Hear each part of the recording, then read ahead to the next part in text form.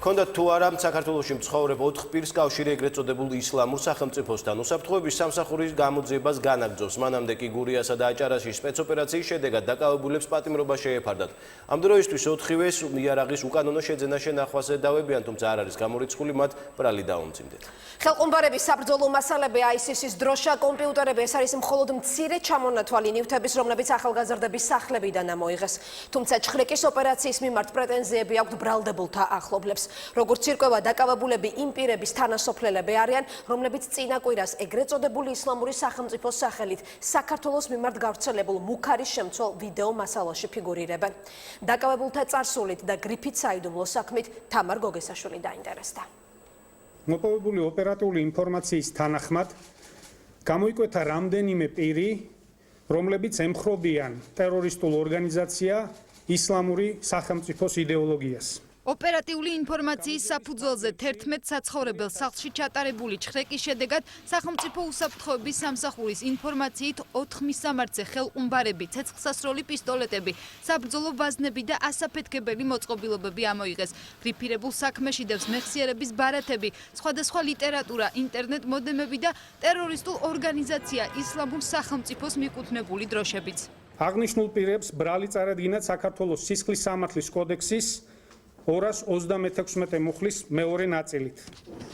დაკავებული პირების ტერორისტულ ორგანიზაცია ისლამურ სახელმწიფოსთან კავშირებისა და ტერორისტულ საქმიანობაში დახმარების ფაქტის დასადგენად მიმდინარეობს საგამოძიებო ღონისძიებები, დანიშნულია შესაბამისი ექსპერტიზები. არსად რაზეც ჩატარდა, არსად არ აღმოჩნდა მათი რაიმე კვალი. აჭარასა და გურიაში დაკავებულებს დღეს თბილისის საქალაქო სასამართლომ აღკვეთის ღონისძიებად პატიმრობა დახურულს ხდომაზე შეუფარდა.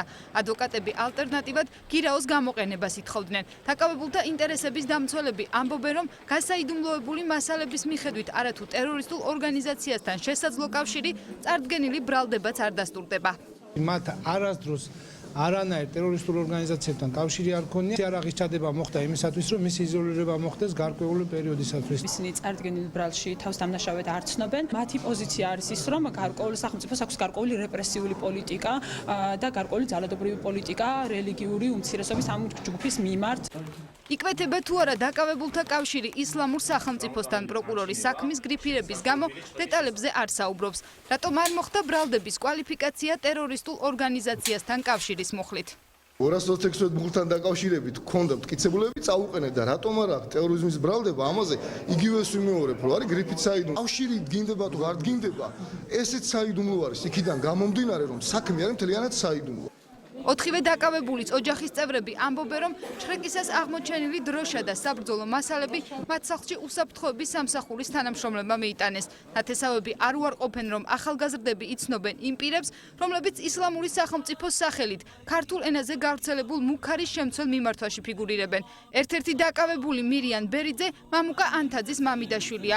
ანთაძე ერთ-ერთია, რომელიც ვიდეო ჩანაწერით იმუქრება. დაკავებული ლაშა გობაძე კი მიმართვის ერთ-ერთი ავტორის ბადრი ირემაძის დეიდაშვილია. კი, მაგათთან კავშირი ჰქონდა.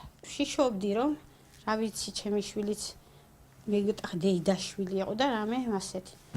დანარჩენი არაფერი არ ვიცი. შემოუდვეს 2 ბომბა.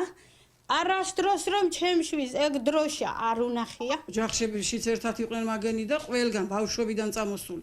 ეს მე არ უცნაური არ მომჩვენებია, მაგათთან რომ იყო, იმიტომ რომ ერთად გაზრდილი ბავშვები იყო. ზუსტად იმ ღამეს დაულაგეთ ანსაცმელი და არავითარი დროშა იქნე არ იყო. ლეიბი წამოწიეს, ნახეს რაღაც ხელნაკეთები, ხელყუმბარა, თავის მხრიდან პისტოლეტი და ფლეშკა დაუდეს კიდო, რომელიც აი ჩემშვილს არ ქონია. რამტკიცებულებები აქვს სახელმწიფო ბრალდებას დაკავებულთა წინააღმდეგ და დაუმძიმებენ თუ არა ბრალს ტერორისტულ ორგანიზაციასთან კავშირისთვის. სავარაუდოდ მოგვიანებით 21 იანვარს წინა სასამართლოს ხდომაზე გაიკვევა.